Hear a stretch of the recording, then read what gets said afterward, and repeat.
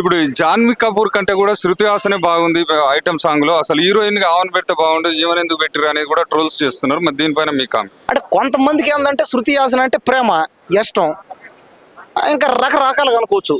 కొంతమందికి అయితే Shruti Haasan dream girl. నాలాంటోడికి ఏందంటే జాన్వీ, నాలాంటోడికి పర్సనల్గా నాలాంటోడికి ఏంటంటే జాన్వీ కపూర్. నేను జాన్వీ కపూర్ పెద్ద ఫ్యాన్ అయినా జాన్వీ కపూర్ని చూస్తుంటే వాళ్ళ అమ్మలాగే అచ్చం, అవే కళ్ళు, అదే యాక్టింగ్, అదే రొమాంటిక్ యాక్టింగ్. ఎక్కడ చూసినా కూడా శ్రీదేవి గారిలాగా యాసిటీస్ ఉంది. కాబట్టి ఎవరు అభిమానం ఉంది. ఇప్పుడు నువ్వు ఉండవు పోయా, నీకు ఎవరు ఇష్టం? అనుష్క ఇష్టం, నాకు ఎవరు కాజల్ ఇష్టం, నీకు ఎరియానా అట్టనమాట. ఎవరు ఇష్టం వాళ్ళకి, నీకు అది ఇష్టం, నాకు అది ఇష్టం, నాకు ఇది ఇష్టం. నాకు మాత్రం పర్సనల్గా జాన్వీ కపూర్ నాకు ఇష్టం. నాకు జాన్వీ కపూర్, శృతి హాసన్ కూడా ఓకే, కానీ నాకు జాన్వీ కపూర్ ఇష్టం నాకు.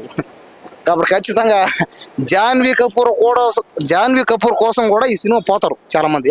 ఆ పక్క నార్త్ ఇండియా పక్క జాన్వీ కపూర్ అంటే అందరికి ఒక ఏంజిల్ అంతే. అందరికి ఆమె ఒక దేవత.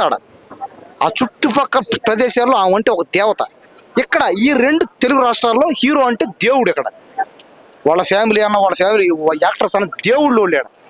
రామ్ చరణ్ అంటే ఈ చుట్టుపక్కల జనాలకు దేవుడు. రెండు తెలుగు రాష్ట్రాల్లో దేవుడు. వాళ్ళ బాబాయ్ గారు కానీ పవన్ కళ్యాణ్ అంటే కూడా దేవుడు. భక్తులు అయిపోతారు.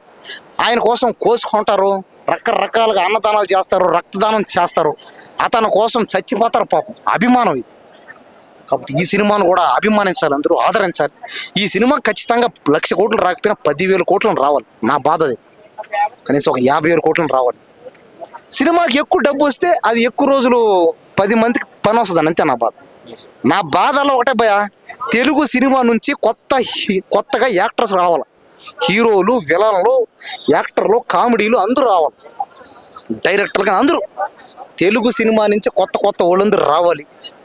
తెలుగు సినిమా ఫీల్డ్ డెవలప్మెంట్ అవ్వాలంటే ఇలాంటి సినిమాలకి 10,000 కోట్లు, 50,000 కోట్లు, 1,00,000 కోట్లు వస్తే ఖచ్చితంగా అవద్దా పని. అది నా బాధ. అంతేగాని నాకు ఇంకా నా మనసులో అతను ఏదో యాక్టర్ అయిపోయాడు, ఆ ఛాన్స్ నాకు ఎందుకు రాలేదనో కుళ్ళుతోనో భావంతోనో అంటలే నేను. నాకు అది కావాలి. నాకు తెలుగు సినిమా ఫీల్డ్ మారాలని చెప్పి ఈ మాట. అయితే ఈ బుచ్చిబాబు సనా ఉప్పెన సినిమాలో ఒక క్లైమాక్స్ లో ఒక ట్విస్ట్ ఇవ్వడం జరిగింది. మరి అలాంటి ట్విస్టులు ఏమైనా ఎక్స్పెక్ట్ చేయొచ్చా మన పెద్ద సినిమాలో? ఉప్పెనలో అయితే బుచ్చిబాబు గారు క్లైమాక్స్ ఇచ్చిన ట్విస్ట్కి మైండ్ బ్లాక్ అయిపోయింది. కోపిచ్చేసాడు, డైరెక్ట్ కోసేసాడు అంతే. ఆ సీన్నే కోసేసాడు అంతే ఉప్పెన్లో. ఆ ఉప్పెన్ సినిమాలో ఆ కోసిన సీన్ తర్వాత వాడుతున్నారు అందరూ జనగడ.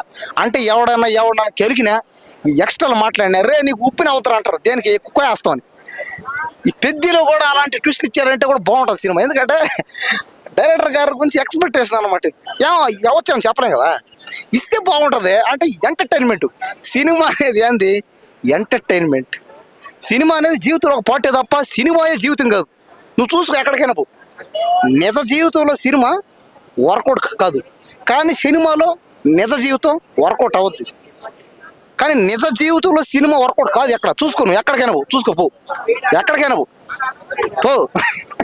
కాబట్టి బుచ్చిబాబు గారు ఉప్పెన సినిమా లాగే దీంట్లో కూడా కోపిచ్చే సీన్లు ఉంటే మాత్రం సినిమా వేరే లెవెల్లో పోద్ది అంతే. సినిమా ఇండస్ట్రీ హిట్ అయిపోద్ది అంతే. ఇంకా